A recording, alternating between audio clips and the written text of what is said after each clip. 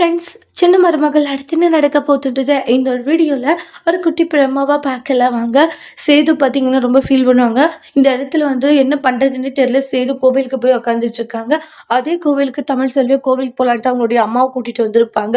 அவங்களுக்கு வந்து மனசுக்கு ஒரு மாதிரி கஷ்டமாக இருக்குது. என் குழந்தை எங்கே போச்சு, என்ன பண்ணிட்டு இருக்குன்னு தெரியலேன்ட்டு கோவிலுக்கு சேது வரவும் சேது கிட்ட பிடிச்சி சண்டை போட்டுட்டு இருக்காங்க. என் குழந்தை இந்த மாதிரி பண்ணிட்டு கோவில் வந்து உக்காந்துருக்கீங்களா அப்படின்றாங்க. என் குழந்தை என் வீட்டில் இருந்தால் நிம்மதியாக சந்தோஷமாச்சும் இருந்திருக்கும். ஆனா என் குழந்தைய என்கிட்ட இருந்து பறிச்சுட்டீங்களா அப்படின்ட்டு எல்லாம் சொல்லிட்டு இருக்காங்க. தமிழ்ல கொஞ்சம் பொறுமையா இருடி அப்படின்றாங்க. என்னம்மா பொறுமையா இருக்க சொல்ற? குழந்தைய காணோம். அதுக்கு காரணமான ஆளும் இவர்தான். ஆனா நீ இவருக்கு வக்காலத்து வாங்கிட்டு இருக்கியா? அப்படின்றாங்க. இங்க பாரு, குழந்தை எங்க போச்சுன்னு எனக்கும் தான் தெரியல. நான் என்ன பண்ணட்டும்ன்றாங்க. நானும் தேடாத இடம் இல்ல, எல்லா இடத்துலயும் தான் தேடிட்டு இருக்கேன். சும்மா தேவையில்லாம இது மாதிரி எல்லாம் பேசிட்டு இருக்காத அப்படின்ட்டு எல்லாம் சொல்றாங்க.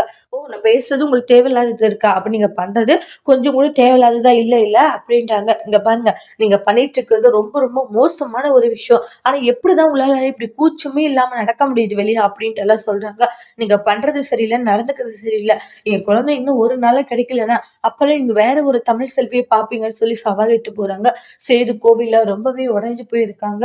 மனசுக்கே ஒரு மாதிரி இருக்கும். அதுக்கப்புறமா அங்க ஒரு சாமியார் பாத்தீங்கன்னா சேதுவை பத்தி என்ன பறி கொடுத்துட்டு வந்து நிக்கிறியோ அப்படின்ற மாதிரி சொல்றாங்க.